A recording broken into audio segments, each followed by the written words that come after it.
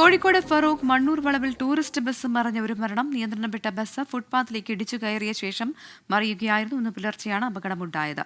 വിവരങ്ങളുമായി രാഹുൽ ശ്രീഷ് കോഴിക്കോട് നിന്ന് ചേരുന്നുണ്ട്. രാഹുൽ, മരിച്ചയാളെ തിരിച്ചറിഞ്ഞിട്ടുണ്ടോ? മറ്റുള്ളവരുടെ പരുക്കെങ്ങനെയാണ്? പ്രവിത, മരിച്ചയാളെ തിരിച്ചറിഞ്ഞിട്ടില്ല. കോഴിക്കോട് ഫറൂഖിനടുത്തുള്ള മണ്ണൂർ വളവിൽ ഇന്ന് പുലർച്ചെ 2:30 കൂടിയായിരുന്നു അപകടം.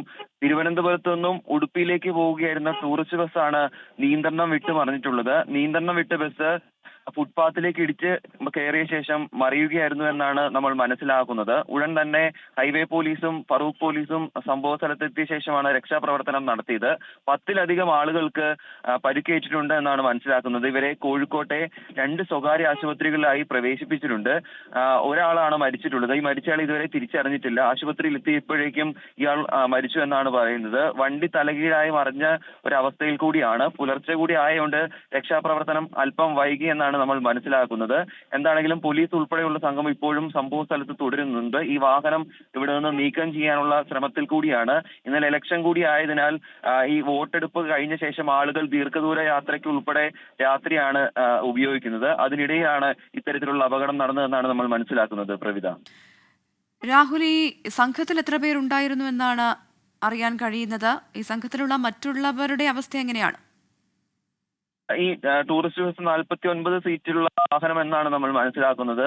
സ്വാഭാവികമായും ഇന്നലെ ഇലക്ഷൻ കഴിഞ്ഞതിനാൽ 49 പേരും വാഹനത്തിൽ ഉണ്ടാകാനുള്ള ഒരു സാധ്യതയുണ്ട്. ഇതിൽ കൂടുതൽ വ്യക്തത ഇതുവരെയും വന്നിട്ടില്ല. അല്പം മുമ്പാണ് ഈ അപകടത്തിന്റെ വാർത്ത പുറത്തു വരുന്നത്.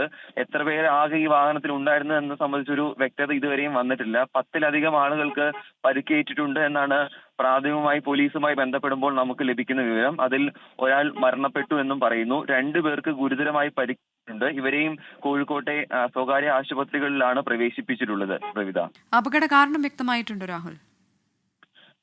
പ്രവിത, നിയന്ത്രണം വിട്ട് ഇത് ഒരു വളവാണ്. നേരത്തെയും അപകടം നടന്നൊരു സ്ഥലം കൂടിയാണ് ഈ മണ്ണൂർ വളവ് എന്ന് പറയുന്നത്. പോലീസ് നേരത്തെയും കടുത്ത ജാഗ്രത പാലിക്കണമെന്നും ഈ അപകട സാധ്യതയുള്ള സ്ഥലമാണെന്ന തരത്തിലുള്ള ബോർഡുകളും സ്ഥാപിച്ച ഒരു സ്ഥലം കൂടിയാണ്. അവിടെ ഈ രാത്രി സമയമായതിനാൽ അമിത വേഗതയാണോ ഇത്തരത്തിൽ അപകടത്തിന് കാരണമായതെന്ന് സംബന്ധിച്ച് വ്യക്തമായിട്ടില്ല. ഫുട്പാത്തിലേക്ക് വാഹനം ഇടിച്ചു കയറി തുടർന്ന് നിയന്ത്രണം വിട്ട് മറിയുകയായിരുന്നു എന്നാണ് നമ്മൾ മനസ്സിലാക്കുന്നത്.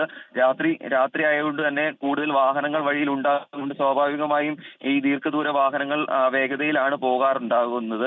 അതിനിടയിലാണ് ഇത്തരത്തിൽ അപകടം നടന്നതെന്നാണ് ഇപ്പോൾ നമ്മൾ മനസ്സിലാക്കുന്നത്.